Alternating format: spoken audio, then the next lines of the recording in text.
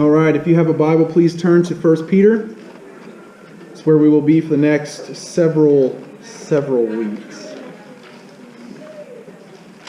1 Peter chapter 1.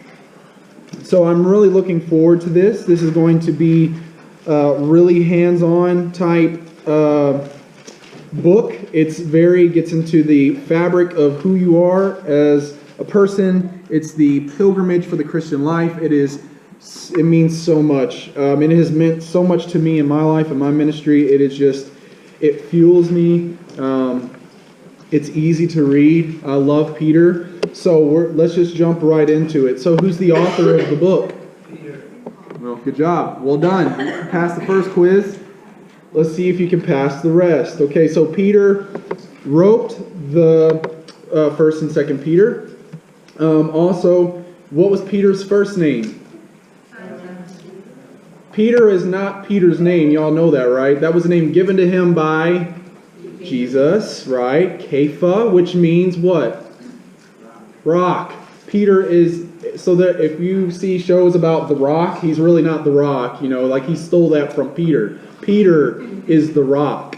There is no other, right? So we have Kepha in the Aramaic, in the Hebrew, Peter, right? So verse 1, chapter 1 tells us the author is Simon Peter. He says he is a servant and he's an apostle of Jesus Christ. Peter wants to make it clear that he is a servant. Apostles were looked at, fathers of the church, patriarchs, but he wants them to know, he wants to make his position clear that he was a servant, right? Jesus himself in Matthew 20:28 says, I came not to be served, but to serve. If Jesus came to be a servant, then how much more should you and I? If you aspire to any service for Christ, you must know what it means to be a servant. If you're a deacon, please raise your hand. Deacons, do you know what JR is a deacon? No, it's okay. JR is a deacon too. But guess what? You know what deacon means? Dust in the Greek. It means you are dust. And you should be remembered as dust. Deacons are servants of the church. And then when they leave and they go, they shouldn't get a plaque on the wall. They should just become dust and not remembered. That's how we ought to be as Christians, glorifying God's name and not our own. And that's just a beautiful thing that Peter says, I am a servant. Okay, what makes Peter an apostle? We go to chapter 5, verse 1, and he says that he's witnessed the sufferings of Jesus Christ, right? Peter saw that. It gives him his apostleship. Peter was a Galilean fisherman. You get this, Acts 4:13 says that he was unlearned. That Peter was not a smart man. Peter was not very wise. He didn't have much college, much school. He was not smart. He was just a blue-collar, hard-working fisherman. A guy, just a normal dude who was a fisherman, and here we are reading him today. Peter seemed very, very bipolar, right?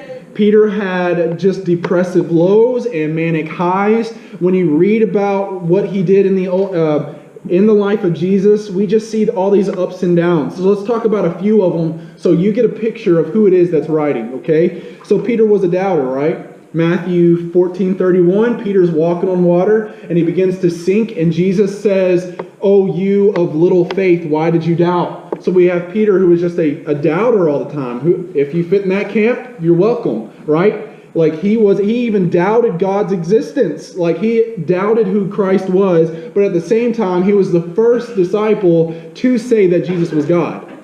So he doubts God, but yet he believes in God, right? You're in good company if you fit where Peter is. Peter was the denier. In John 18, Luke 22, Mark 16, they all give the account of Peter denying Christ 3 times. He could not seem to get things right. Peter was also a defender, right? So right before Peter denies Christ 3 times, he tries to take on a whole Roman garrison by himself. He pulls out his little sword and he chops off the ear, right? Do you remember that? Peter at one point is like, God, I love you so much, I will die for you. He says that in the Lord's table. He says, I will die for you. And he backs it up by trying to take on the whole garrison. And then a couple hours later, he's questioned in the courtyard and he denies Christ 3 times. Do you see this up and down with Peter? Peter at one point was called Satan by Jesus in Matthew 16:23. He was not thinking about God's will, but he was thinking about his own. And Jesus calls Peter Satan.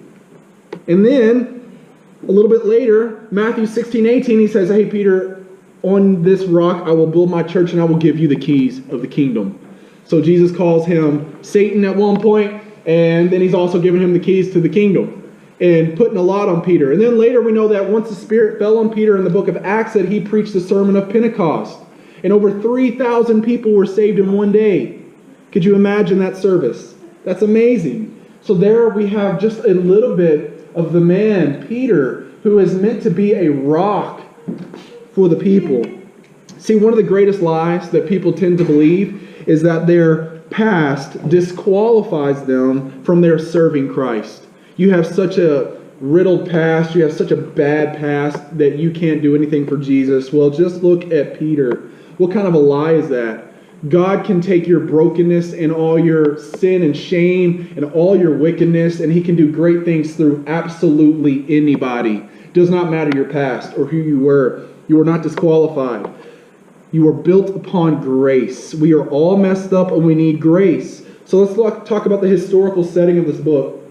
So we believe that the book was written in the first century, possibly around the time of the Nero persecution or the Domitian persecution of AD 95. Christians during these days may or may not have faced physical persecution, but they were certainly being ridiculed in their culture for leaving the faith of their fathers. The church was introspective and withdrawn at this time. George Forbes says that they were disrupting the fabric of society. We have Jews and Gentiles coming to faith in Jesus Christ, a brand new religion, and it is disrupting the fabric of the nation, and they're being scattered all over.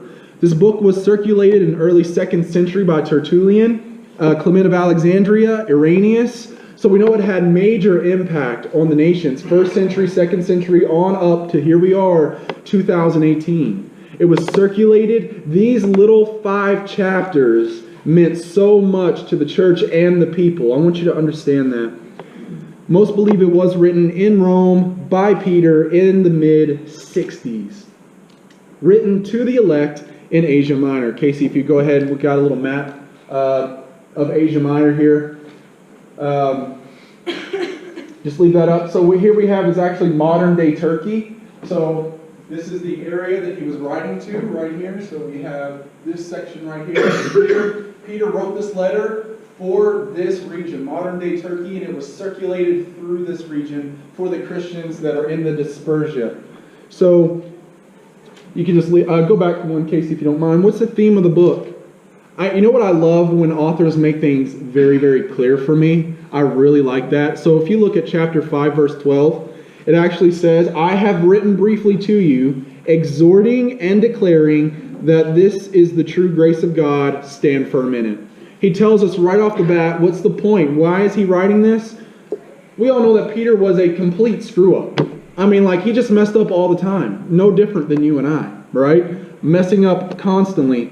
He is a good picture of God's grace. Looking back at Peter, he probably was not very proud of his own walk. He was probably like, why did I do that? Like, why did I just have faith? Why was I doubting so much? But he looks back and he sees that he was a chosen vessel of grace. And he tells the church that is scattered to stand in the grace by which he was called and to live in it. Stand firm in the grace of God. The only reason I'm able to do anything for God is because of grace and not me. I have not done anything. I don't deserve anything. God has done this. God is God's grace that we are here. Stand in God's grace. This book also will tell us how to live a Christian life in a very practical way. So it doesn't matter if you work in a cubicle, a garbage truck, stay-at-home mama, Ford. It doesn't matter where you work. It doesn't matter who you are. This book is very practical and tells you how to live in and where you are. So this is not a full comprehensive list, but I read Peter this week, and I read Peter looking for imperative commands. So how you ought to live, what you ought to do. Here's just a few words that popped up. Fear God, obedience, long for the word, abstain from sin, watch your conduct, honor, love, submission, endurance, unity, sympathy, tenderheartedness, humility, self-control, subordination, hospitality, exaltation, pursue peace. This book is aimed at helping you walk, live, talk, think like Jesus. It's just pushing you, wherever you are, scattered, alone, to live and look like Jesus, and how to every day wake up and actually be a Christian. Some people don't even know what that means, but we're going to get into that. And I'm going to tell you, Peter's going to tell us how to live like a Christian no matter where you are. This book is aimed at Christians in the dispersion. So people that are scattered throughout the regions, and it's calling them to look like Jesus. This is meant to strengthen them for the road that is ahead, because if they weren't feeling physical persecution yet, it was certainly coming. We know that Nero, during this time, there was a fire that started, and he blamed the Christians, and then so he started just executing and torturing Christians all over Rome, and it started to spread, a massive persecution. He used to take Christians and put them in these cages in his garden, hang them up, pour oil on them, and burn them as lights for his garden. That's what Nero did to Christians and believers. And so we know that persecution was certainly coming, and Paul writes to them to strengthen them. If I were to say that you were going to get a cancer diagnosis next week, and I could tell you right now, be strengthened. There's a storm coming.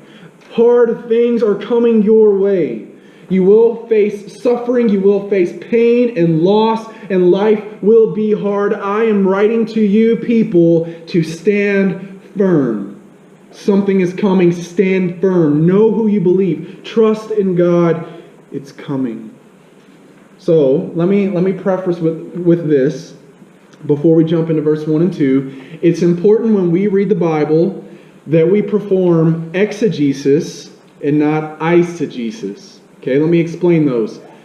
Eisegesis is when you take the Bible and you start to read it, but you put into the Bible, the way you interpret it, you put into all your bad theology, and you put into it like your grandpa's, like what grandpa was telling you, what like neighbors on the street are telling you, what you see in the culture, that you bring junk into the Bible and you interpret it the way you like to see it. That's called eisegesis. Exegesis is when we take what the author has said, what Peter is trying to tell us, may not be entirely comfortable for you. So I ask you, when you read this, we need to understand what Peter was trying to say and what Peter meant. It doesn't matter what you take of it. The worst thing you could say, or a Sunday school teacher could say, is, well, I think it says, I feel it says. That's a horrible way to interpret the Bible. The author says, right? We need to know what he meant. I don't care what you mean. You don't care what I think. We need to know what he meant. What Peter meant when he wrote this. What was he trying to say? Now, I say all that because today is going to be a little crazy. And I need you to hang on with me today, okay? We're only doing verse 1 and 2. This book is not highly theological except for these two verses. We're going to get into some major doctrine in the verse 1 and 2. So I need you to hang on with me and say, okay, what is Peter trying to tell the people who are scattered throughout this region? What is he trying to tell them?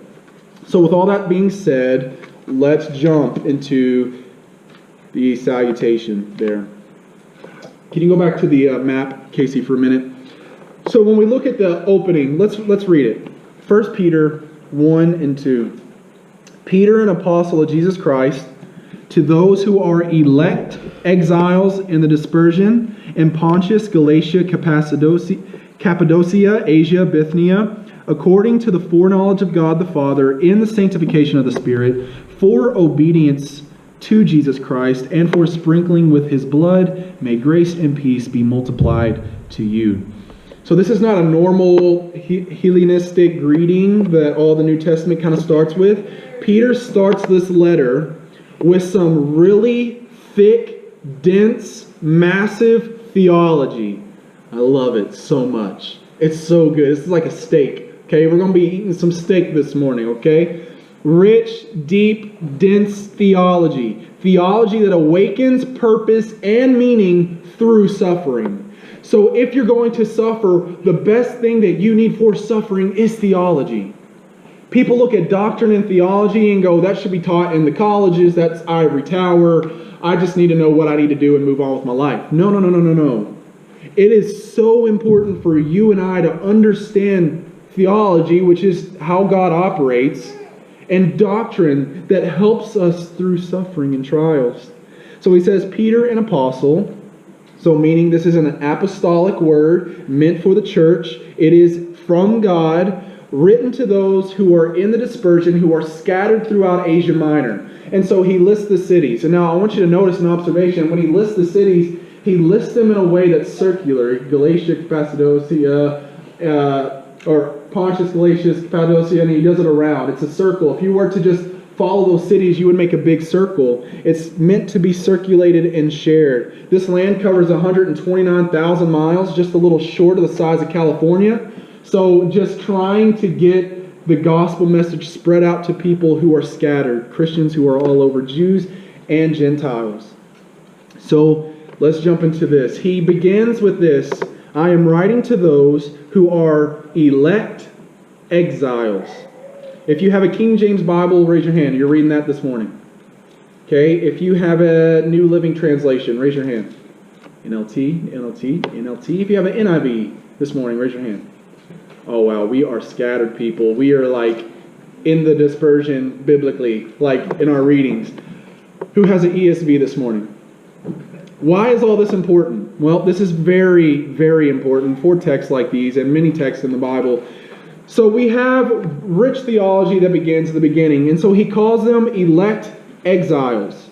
The terms are in opposition to one another.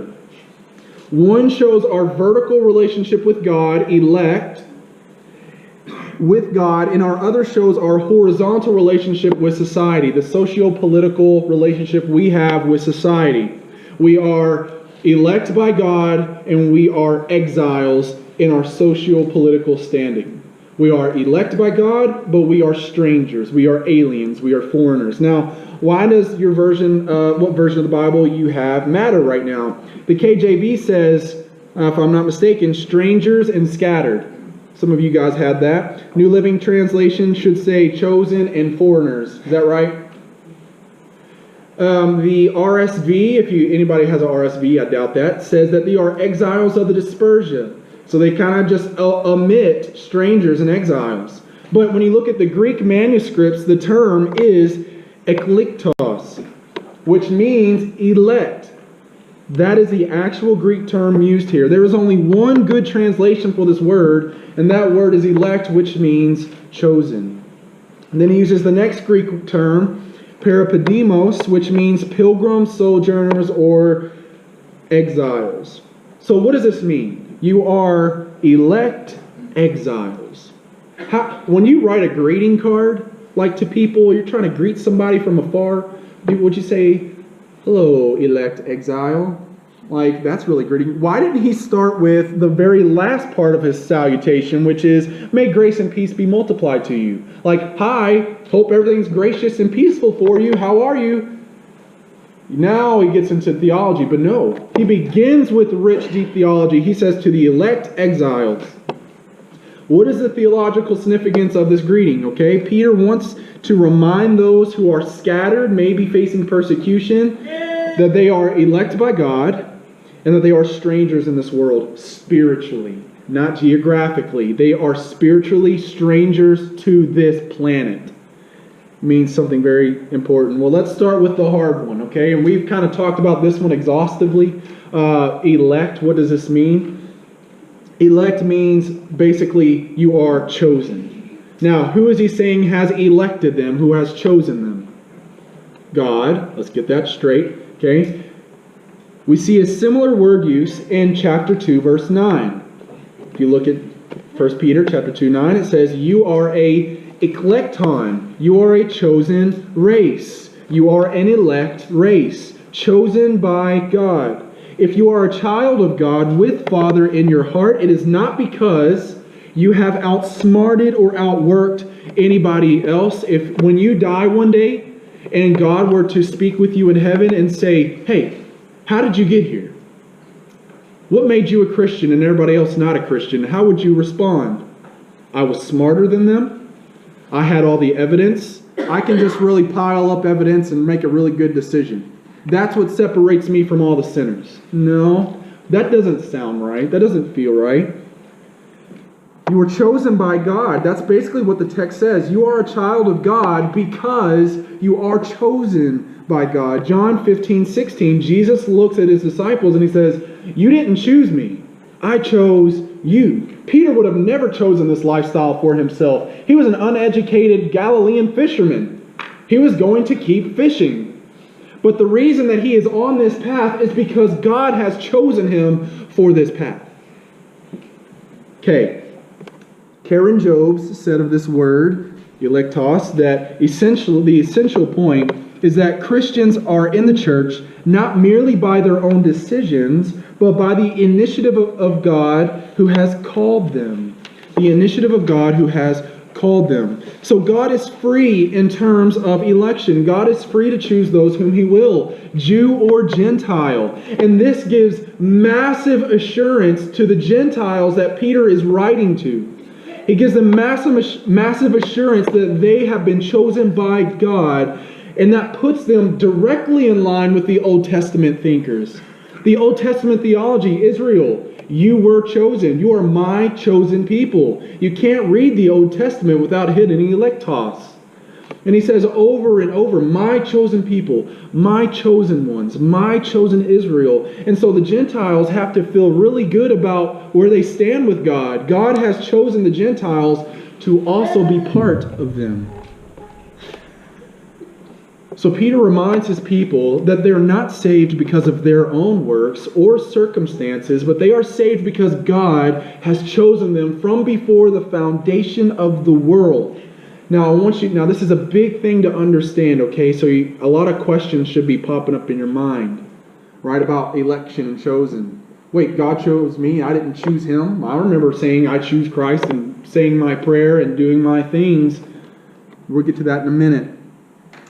But the reason, listen to this, this is huge for them. Being elect is the reason that they're exiles.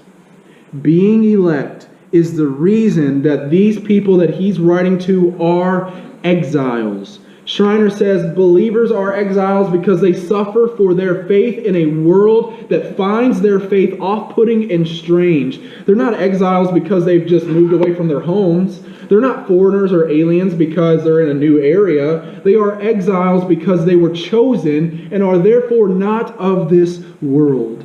They are children of God, therefore they are now exiles in the world.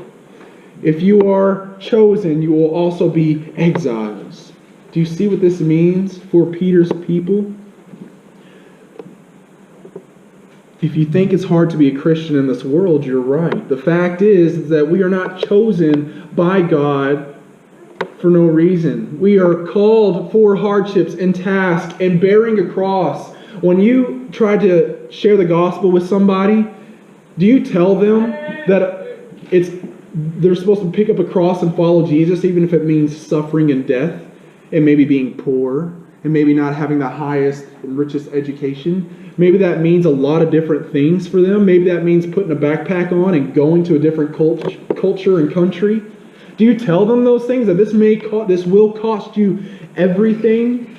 We are exiles in this world. This world does not understand us. This world thinks that the cross and the message of Jesus is folly and foolishness. And Peter writes and says, I know that you are elect exiles. We are strangers to our environment. We're not permanent settlers. We are temporary residents here on earth. Earth is not our home. Amen, Bill? And we know this and we believe this. This is what we are telling Sue. We are not meant for this world. We will leave this world and go to our heavenly home, which we were chosen for before the foundation of the world. You have to do something with this term elect. Are we so earthly minded that we're no heavenly use? I pray not. So now let's look at this. We are exiles according to, now we are elect. Now here's where we're going to get into some of the thick theology, okay? He says we are elect according to three prepositional phrases. We are elect, And he's talking about salvation here. We are elect according to, number one, the foreknowledge of God.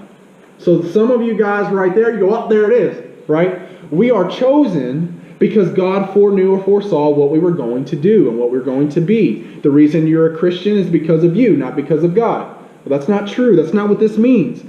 Being elect according to the foreknowledge of God doesn't mean that God chose you based off of your future works or your future decisions.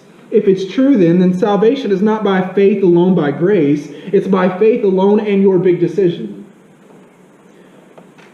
Foreknowledge, what does it mean here? What does foreknowledge mean here? And as I was studying this week, this just absolutely blew my mind. And so Mark actually had a class. You can remember this if you're in his class about election versus foreknowledge, predestination versus foreknowledge. If you're in that class, it was a great topic. But what does it mean here in context? If we don't know, but there's always been a wrestling in terms between the meaning foreknowledge and predestination. We see it in Acts 2:23, Romans 11:2, Romans 8:29. Those he foreknew, he also predestined, right? And here we have it again. How do we solve this? What does he mean that we are elect by the foreknowledge of God? Those are contradictory terms. You can't be chosen and foreknown at the same time. That just does not work. Okay, how do those things work out? How do we solve this puzzle? It seems like a puzzle. Are we elect? Are we strictly chosen by God's grace, or did God foresee the choices that we were going to make? The simple solution to this is by looking at 1 Peter 1:20. 1 Peter 1:20. It says, he, being Jesus. Okay, the first word is he, and that he is whom? Jesus. Everybody got that? So just replace that. Jesus was foreknown before the foundation of the world, but was made manifest in the last times for the sake of you. Jesus was foreknown. So we can, if Peter uses foreknowledge in the same chapter twice, he probably doesn't have two different meanings for that word foreknowledge. Foreknowledge is here used not in a sense that God the Father saw what Jesus was going to do and then therefore sent him. Rather that God foreordained that Christ would come and have total victory. Jesus was not going to lose. God wrote the script. Jesus was coming. He was foreordained. It was predestined that God come and bear a cross. We know that's true because we have all the Old Testament prophecy to back it up. Is everybody with me this morning? Okay. So what does this mean? What does this mean? God did not simply know you were going to be his child. He didn't look in the future and go, Bill's going to choose to follow me, therefore he's going to be my child. It says that God foreknew, foreordained Bill before the foundation of the world. God elected him, chose him, called him to himself before the foundation of the world. In the same way that God foreknew Jesus, which is the exact same way that we see this being played out. God did not simply know you were going to be his child. He foreordained it through the Spirit, and he sealed it by his blood of Jesus. It would be insane for Peter to use the same word twice and have two different meanings. Now, if this seems confusing, I told you this is big theology, okay? I told you.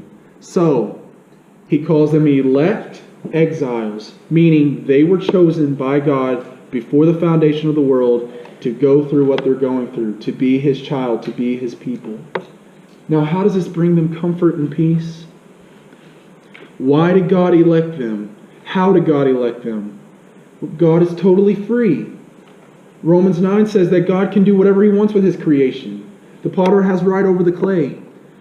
He says that you are elect according to the foreknowledge of God and also in the sanctification of the Spirit. Preposition number 2.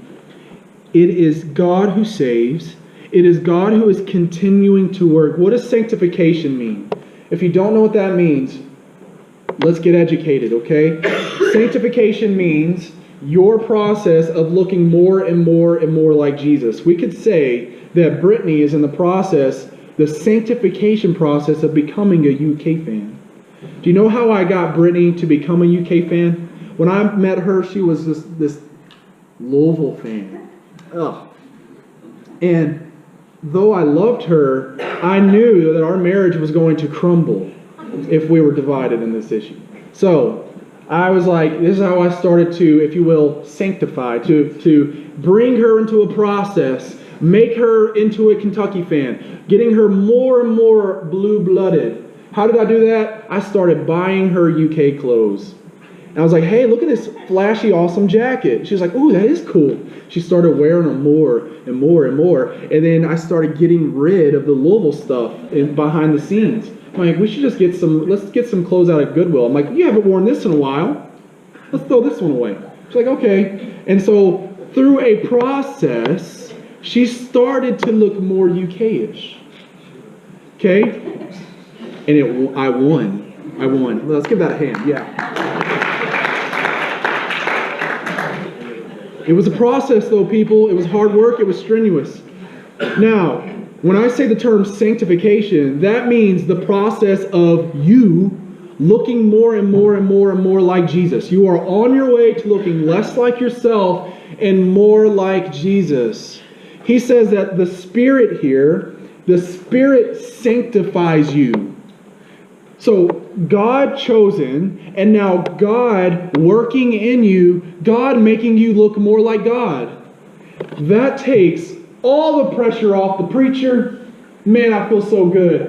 Like the weight is lifted. If it were up to preachers to sanctify you, oh, there'd be no preachers. I wouldn't sign up for that. I mean, you wouldn't want to try to sanctify me. It'd be so heartbreaking, horrible. You know how it is trying to raise a kid. Try to imagine raising a church to look more like Jesus. That's so hard. But it is God, the Spirit, who sanctifies, who is saving, who is growing you and maturing you. And that's the process of you becoming more like Jesus. So we can say that the electing process of God is made real by the faith of believers, but the faith is itself a gracious act of the Spirit. God is the one who has given you faith and given you belief and given you hope. It is God who is doing these things in you. The Spirit stirs belief and faith in our hearts, quickens our understanding, convicts our sin, and transforms our character. God saving, God sanctifying. God saving and God sanctifying. Why do the people in Pontus, Galatia, Bithynia, Cappadocia, why do they need to know this? We're going to answer that in a minute. Why is this important? Third preposition, you are elect according for the obedience to Jesus.